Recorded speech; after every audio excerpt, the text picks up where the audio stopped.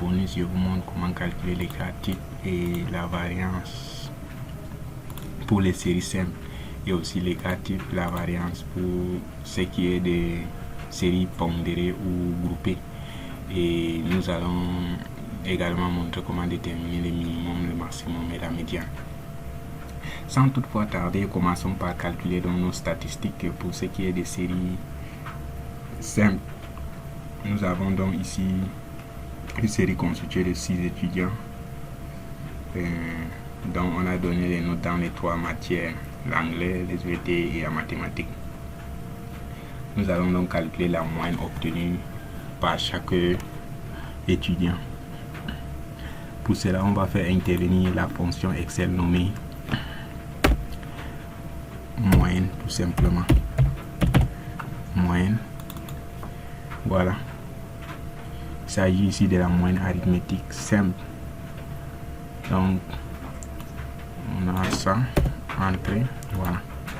On obtient l'ensemble des moyennes. De même, on peut calculer les cas types et cas types. On va utiliser les cas types de Pearson parce qu'on fait l'hypothèse qu'il ne s'agit pas d'un échantillon de matière, mais de toutes les matières à composer pour cette salle. Donc, on va choisir le cas type de Pearson. Le cas type de Pearson. Voilà. La même chose pour la variance var. On va choisir la variance de Pearson. Voilà. On obtient nos statistiques pour l'ensemble des étudiants. Ok. Maintenant, une fois les statistiques par étudiant calculées, on peut également calculer quelques statistiques par matière composée maintenant. Les statistiques par matière composée. Donc, on pourra calculer par exemple la note moyenne par matière. La note moyenne par matière. Donc, la note moyenne en anglais avec moyenne. La note moyenne en anglais. J'obtiens ma note moyenne en anglais. J'obtiens ma note minimale en anglais avec la fonction min. Note minimale en anglais. J'obtiens également ma note maximale avec la fonction max. J'obtiens ma note maximale. J'obtiens également la médiane avec la fonction médiane. Voilà. Entrée. Voilà. Voilà qui est fait. Ok. Maintenant, on va voir comment ça se fait pour les séries pondérées ou groupées.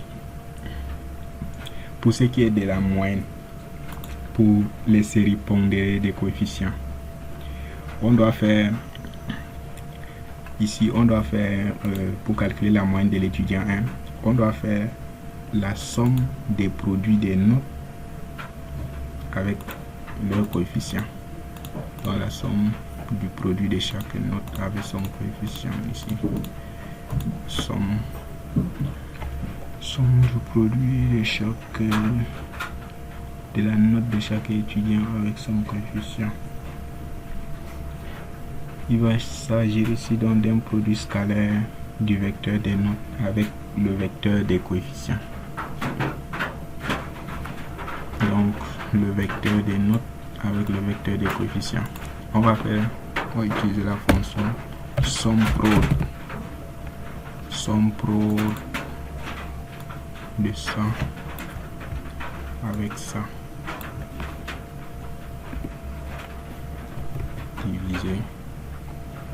divisé par la somme des coefficients. Voilà. Entrée.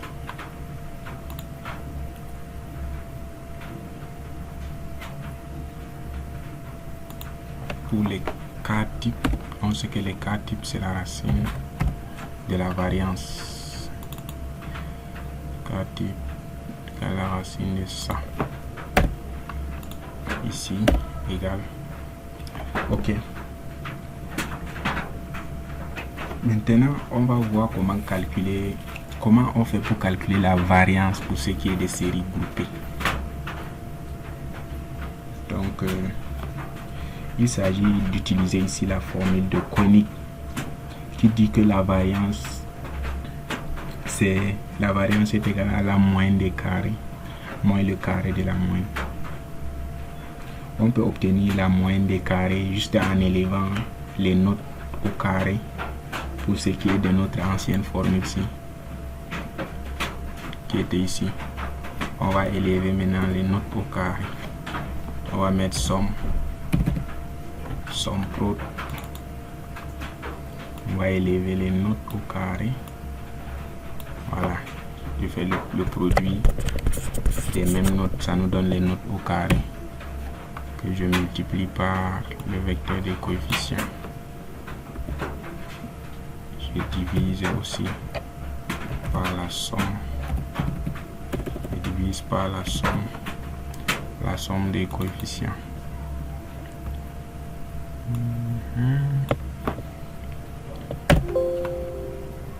Bon, j'ai oublié de fermer la parenthèse. Ok. Maintenant, c'est on a déjà la moyenne des carrés. On doit retrancher à cela le carré de la moyenne. Donc, on retranche la moyenne élevée au carré. Entrée. Voilà. J'ai déjà les statistiques pour les autres étudiants automatiquement. Attention, maintenant, il y a un petit aspect à ne pas négliger ici et qui fait fausser vraiment tous nos calculs.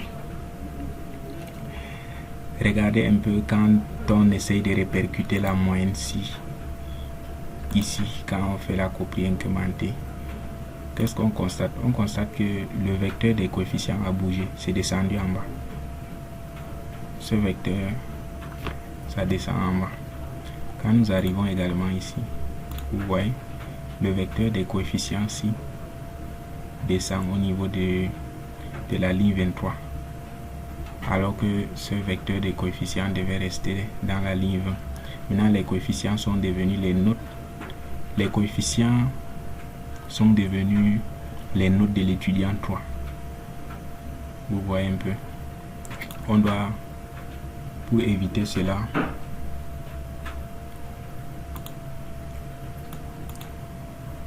pour éviter cela, on doit figer la ligne ici, la ligne des coefficients. On doit figer ça.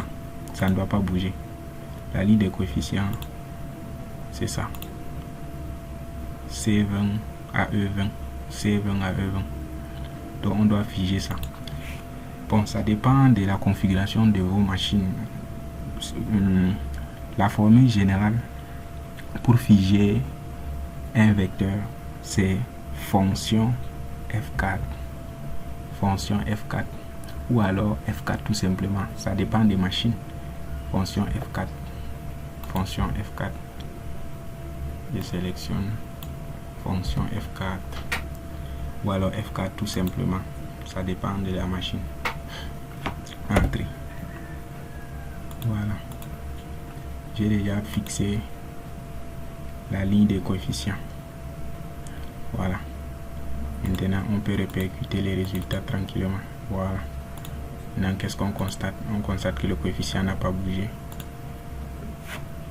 Ici également, on constate que le coefficient n'a pas bougé. Voilà. Et là, on sait qu'on a calculé la bonne réponse. Qu'en est-il de la variance? Aussi, on voit que ici, les coefficients, ce sont les éléments de la ligne 20. Mais quand on arrive ici, on voit que les coefficients deviennent les éléments de la ligne 23 également. On doit faire la même opération que tout à l'heure, fixer les coefficients, rendre ça fixe, ça ne doit pas bouger. On sélectionne F4 ou CTRL F4, F4 ou fonction F4, entrée. Et là, on peut répercuter nos réponses pour l'ensemble des autres étudiants. On a donc nos réponses qui sont là. Ainsi, on a pu calculer les statistiques en ce qui concerne une série simple et les statistiques concernant les séries pondérées groupées. On peut donc faire une belle mise en forme. Voilà. Je vous montre comment faire une belle mise en forme là rapidement. Là, on peut sélectionner la ligne ici au niveau des autres bordures. 2 traits.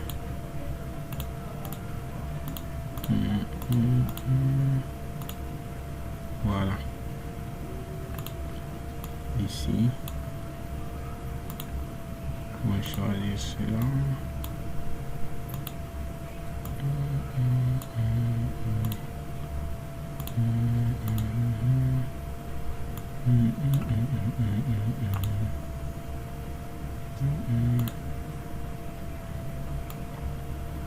Je copie la mise en forme que je répercute ici. Voilà.